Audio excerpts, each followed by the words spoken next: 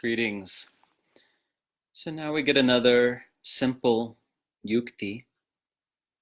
If you recall, the previous Yukti in verse 78 was simply sitting on a soft seat and essentially doing a variation on what's now called Navasana, or boat pose, and holding that for as long as you reasonably can. That was the whole practice. It was one of the shortest videos we've ever had. And this one is another simple somatic practice. And this is one of those practices that either just works for you or doesn't. There's really nothing to do about it if it doesn't, but maybe just return to it some other time. But yeah, it either works or it doesn't. So there's some minor variation of interpretation on this particular yukti, but the variation is not really significant, and I think we should take the variation of interpretation just to indicate there's some variation possible in how to do the practice. Here we don't need to decide which is correct, which is not the case for some other yuktis. Here the variation, the type of variation we see in interpretation is totally explicable in terms of how the practice might work a little better for one person this way, for another person that way. I'll explain. It's really very simple.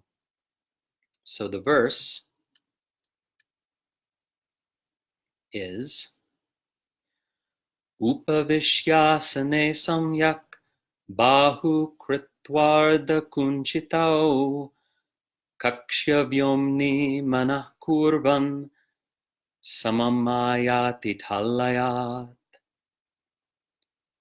Settling oneself on a seat properly and half bending the arms, focus the mind in the space of the armpits. When the mind merges into that space, one attains peace and tranquility.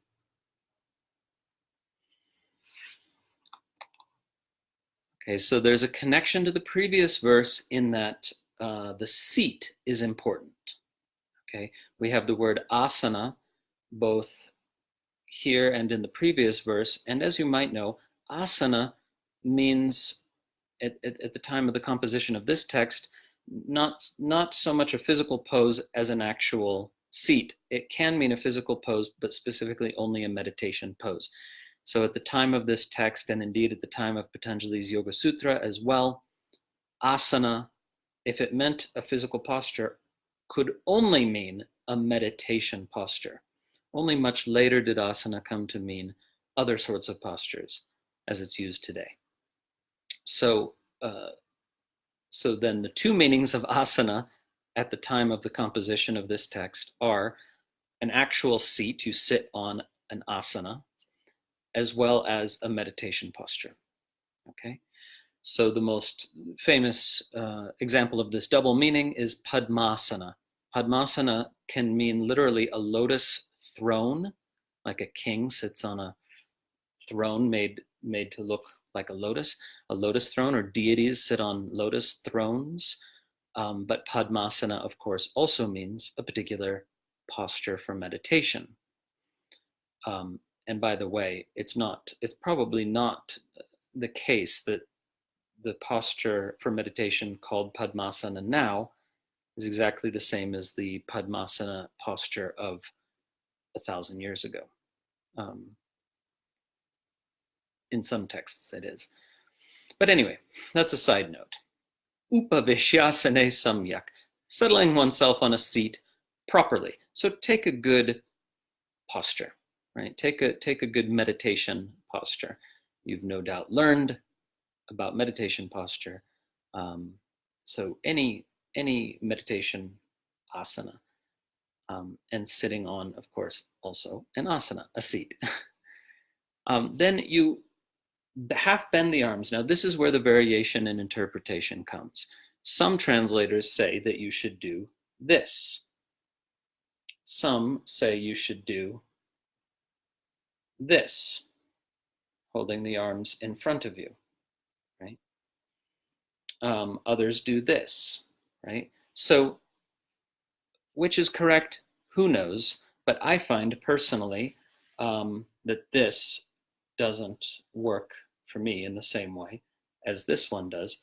So you put your arms in a kind of almost like a circle, right? But you're not touching the fingers. And this is key. This is key. You lift the shoulders very slightly. You're very slightly lifting the tops of the shoulders. And that creates a kind of hollowing in the armpits. And then you place your attention in the armpits. It might strike you as completely absurd, this practice, but it can somehow work. So for some people anyway.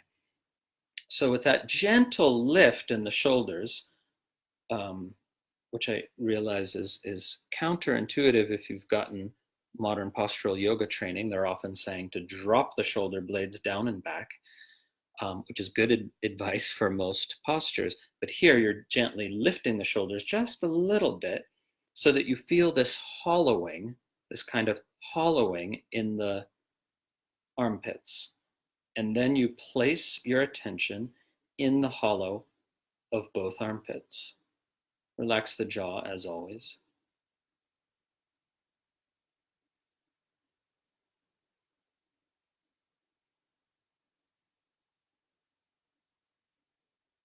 And that's it. That's the whole practice. And we're told that when the mind merges into this space, this literal physical space of this hollow of the armpits, one attains shama, peace and tranquility. It's one word translated with two English words. Shama, peace and tranquility. Well, maybe you will, but just give it a try. It's deceptively simple. And curiously, if you hold the arms like this for long enough, with practice, it can feel as if they're staying there by themselves, like you're exerting no effort to hold the arms in place. It's a kind of extraordinary thing. It just feels like they're floating there. So with this particular practice, one is supposed to continue, if you decide to do the practice at all, because you needn't, right? But if you do, you continue it until you have that experience. And I don't mean holding them for an hour. I mean repeating the practice until you can have this experience of the arms are just float as if floating all by themselves. And your attention is again absorbed in the hollows of the armpits.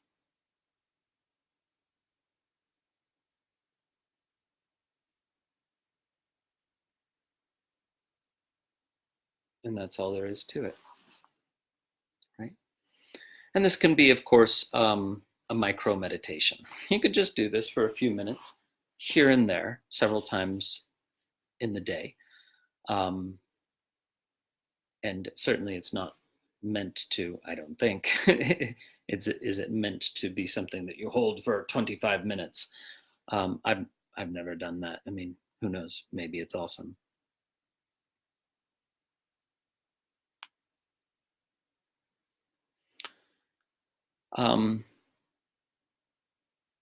Catherine asks, I'm guessing the armpit area and hollowing it is not random. Any thoughts? Well,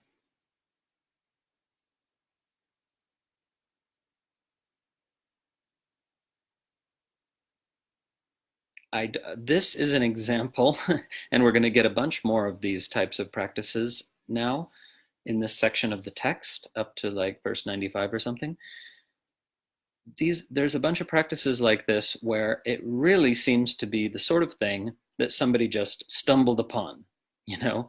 And this text is in part a compilation of both traditional practices and innovations that people just literally stumbled upon.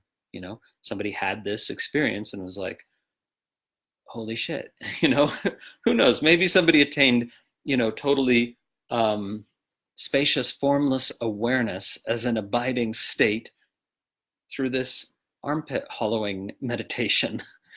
But certainly it has that character, and you'll see more examples of this as a sort of practice someone stumbled upon in it and then shared it, and some people were like, oh, cool, that seems to work. You know? So that's it for now. So we're going to get some more of these fascinating daily life practices that were at the time of the composition of the text anyway, total innovations. They're not found in other tantras. These practices in this section from like verse 78 to 95 or so, and some of them are quite interesting indeed. So thank you to all the patrons on Patreon whose generous monthly support has enabled this comprehensive free VBT course. Proud to say it's the most comprehensive VBT course ever offered in English. So that's why it's taking so long. We're over a year in now, and we're just getting to the halfway point. In fact, we are at the next verse is the halfway point of the text. Om